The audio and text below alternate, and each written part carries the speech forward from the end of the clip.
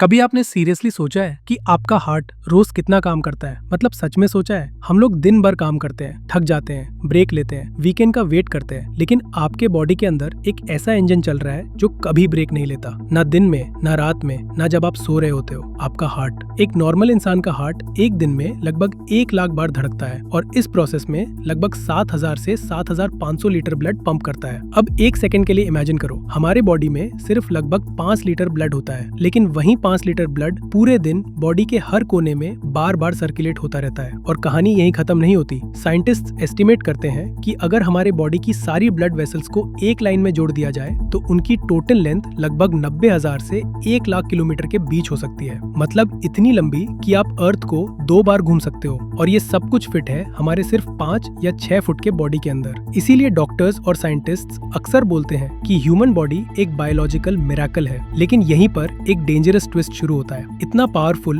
और perfectly designed system होने के बाद भी अगर हम अपनी लाइफस्टाइल का ध्यान ना रखें तो वही सिस्टम धीरे धीरे डैमेज होना शुरू हो जाता है। और सबसे डेंजरस बात यह है कि कई बार हमें पता भी नहीं चलता, ये प्रॉब्लम चुपचाप बॉडी के अंदर ग्रो करती रहती है। इस प्रॉब्लम का नाम है हाई ब्लड प्रेशर यानी बीपी। आज के टाइम में बीपी सिर्फ एल्डरली लोगों की प्रॉब्लम नहीं रही। अगर आप सोचते हो कि बीपी सिर्फ 50 या 7 साल के बाद होता है तो रियलिटी थोड़ी शॉकिंग है। आजकल 25, 30 और 35 साल के यंग प्रोफेशनल्स में भी बीपी काफी कॉमन हो चुका है। Work pressure, late night lifestyle, junk food, processed food, lack of sleep, physical activity की कमी और कांस्टेंट स्ट्रेस, ये सब मिलकर बॉडी के इंटरनल सिस्टम पर एक्स्ट्रा लोड डालते हैं और धीरे धीरे ब्लड प्रेशर बढ़ने लगता है। इंडिया में भी सिचुएशन काफी सीरियस हो चुकी है। रिसर्च के हिसाब से एडल्ट्स में लगभग हर 4 में से 1 इंसान हाइपरटेंशन से अफेक्टेड हो सकता है। और सबसे शॉकिंग बात यह है कि उनमें से बहुत लोगों को पता ही नहीं होता कि उनका बीपी हाई है। इसीलिए डॉक्टर्स ब्लड प्रेशर को साइलेंट किलर बोलते हैं, क्योंकि कई बार ये सालों तक बिना किसी क्लियर सिम्टम के बॉडी को डैमेज करता रहता है।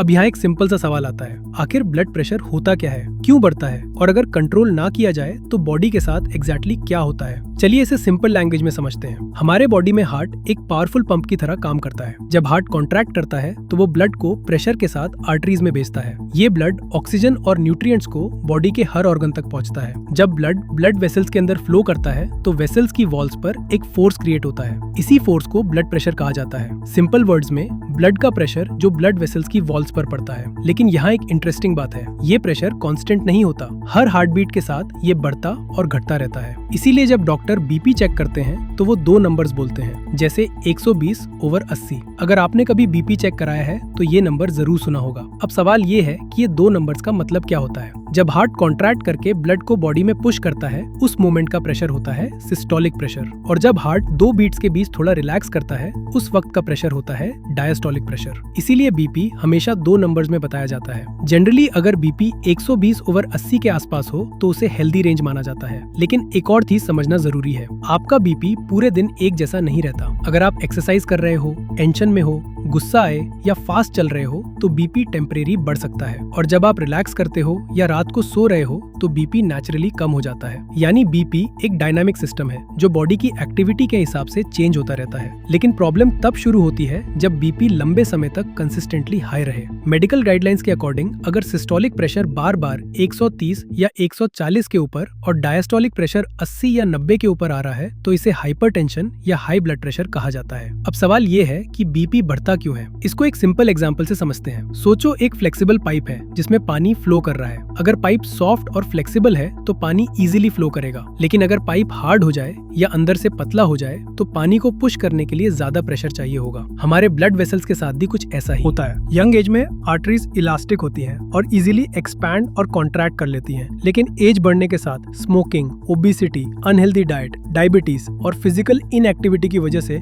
आर्टरीज धीरे धीरे स्टिफ होने लगती है। और जब आर्टरी स्टिफ हो जाती है तो ब्लड को सर्कुलेट करने के लिए हार्ट को ज्यादा फोर्स लगाना पड़ता है और वहीं ब्लड प्रेशर को बढ़ा देता है। लेकिन असली डेंजर यहीं से शुरू होता है। हाई ब्लड प्रेशर धीरे धीरे ब्लड वेसल्स की वॉल्स को डैमेज कर सकता है। जब वेसल्स की वॉल्स डैमेज होती है तो वहाँ कोलेस्ट्रॉल और फैट डिपॉजिट होना शुरू हो जाता है। इस प्रोसेस को एथेरोस्क्लेरोसिस कहा जाता है। धीरे धीरे ब्लड वेसल्स का रास्ता पतला होने लगता है और फिर एक दिन अगर ये डिपॉजिट या प्लाक रप्चर हो जाए तो ब्लड क्लॉट बन सकता है। अगर क्लॉट हार्ट की आर्टरी में बन गया तो हार्ट अटैक हो सकता है। अगर ब्रेन की आर्टरी में हुआ तो स्ट्रोक हो सकता है। अगर किडनी की ब्लड वेसल्स डैमेज हो गई तो किडनी फंक्शन अफेक्ट हो सकता है। और अगर आईज की ब्लड वेसल्स डैमेज हो गई तो आईसाइट पर भी असर पड़ सकता है। यानी एक सिंपल सा बीपी नंबर बॉडी की ऑलमोस्ट हर इंपॉर्टेंट ऑर्गन को अफेक्ट कर सकता है। और सबसे डेंजरस बात यह है कि कई लोगों को सालों तक पता ही नहीं चलता कि उनका बीपी हाई है। इसीलिए डॉक्टर्स एक सिंपल रूल बोलते हैं, ब्लड प्रेशर को फील नहीं किया जा सकता, सिर्फ मेजर किया जा सकता है। अब एक और इंटरेस्टिंग सवाल, जब हॉस्पिटल या क्लिनिक में बीपी चेक किया जाता है तो वो मशीन कैसे काम करती है? आपने देखा होगा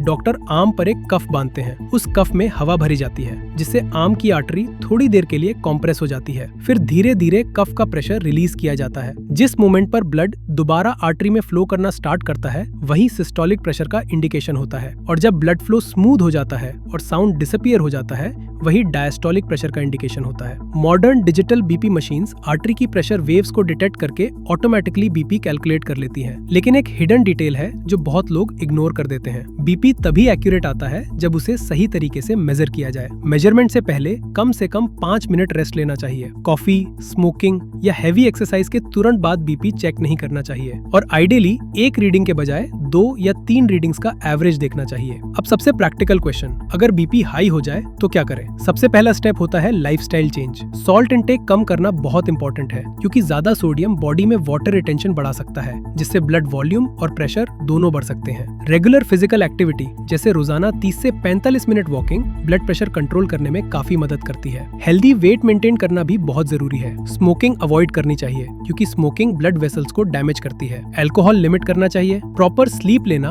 और स्ट्रेस मैनेज करना भी बीपी कंट्रोल में इंपॉर्टेंट रोल प्ले करता है। मेडिटेशन, योगा और ब्रीदिंग एक्सरसाइजेस भी हेल्पफुल हो सकते हैं। हेल्दी डाइट जिसमें फ्रूट्स, वेजिटेबल्स, होल ग्रेन्स और नेचुरल फूड्स हो वो हार्ट हेल्थ के लिए बेनिफिशियल होती है। और सबसे इंपॉर्टेंट बात, अगर डॉक्टर ने बीपी मेडिसिन प्रिस्क्राइब की है तो उसे बिना एडवाइस के बंद नहीं करना चाहिए क्योंकि कई बार बीपी नॉर्मल इसलिए होता है क्योंकि मेडिसिन काम कर रही होती है। अगर मेडिसिन सडनली बंद कर दी जाए तो बीपी फिर से डेंजरसली बढ़ सकता है। अगर हम इस पूरी स्टोरी का कोर समझे तो ब्लड प्रेशर सिर्फ एक नंबर नहीं है, ये एक सिग्नल है जो बताता है कि हमारा हार्ट और ब्लड वेसल्स कितने हेल्दी है। और अगर हमने लाइफस्टाइल पर ध्यान नहीं दिया तो ये सिग्नल धीरे धीरे एक वार्निंग में बदल सकता है और फिर एक दिन वो वार्निंग एक इमरजेंसी बन सकती है। लेकिन गुड न्यूज ये है कि बीपी एक ऐसी कंडीशन है जिसे समझकर और लाइफस्टाइल इंप्रूव करके काफी हद तक कंट्रोल किया जा सकता है। बस जरूरत है अवेयरनेस की क्योंकि आपका हार्ट रोज हर सेकंड आपके लिए काम कर रहा है। और सच कहूँ तो हार्ट कभी कंप्लेन नहीं करता, वो बस काम करता रहता है हर सेकंड,